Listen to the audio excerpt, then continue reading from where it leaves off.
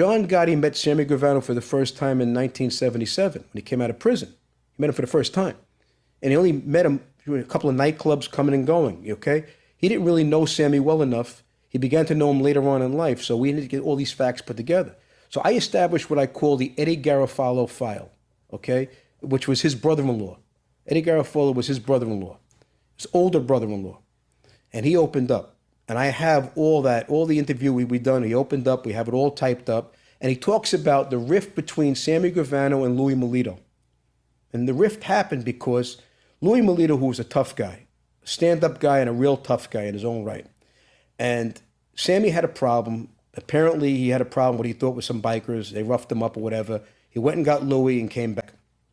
And both had guns on them. Sammy says, that's one of them right there. They rolled up on the kid. Sammy rolled down the window and shot the kid in the head.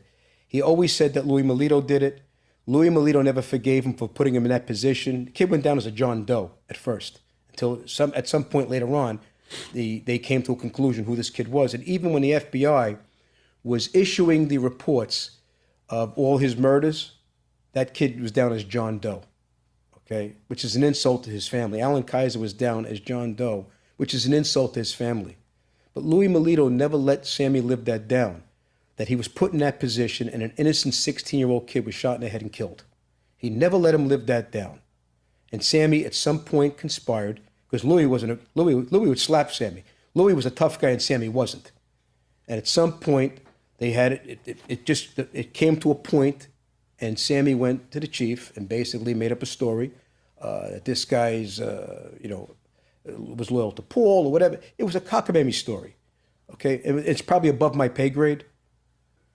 But ultimately, in the end, he conspired and got Louis Melito killed, okay? And this is what he does. But you take that, for example, and you take his brother-in-law, ex-brother-in-law, Nick Scabetta.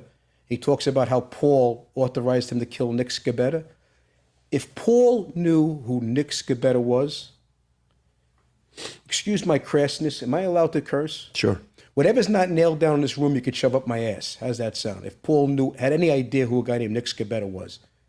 He was a civilian. From what Mikey Scars told me, he told me they went to school together. He said he was a happy-go-lucky kid, riding his bicycle in the area. Yeah, he had some problems like everybody else, like a lot of other people did at that time. But he didn't warrant to be killed. He got killed because he knew some deep, dark secrets maybe about Gravano. But that certainly was not a warranted mob killing. Those were two killings there that you could take them immediately off that list. Those were civilians. So to sit there and project yourself as this guy, this good guy. He was never a good guy. He was a treacherous, scheming guy. Money was his god. His family was alive because of me. Mine flipped. The first visit went to see him. He was sick to his stomach. He said, you know what? I violated my own ethics, he said. Who's saying this, Sammy? My father saying this to me. Yeah. In the visit in MCC, when they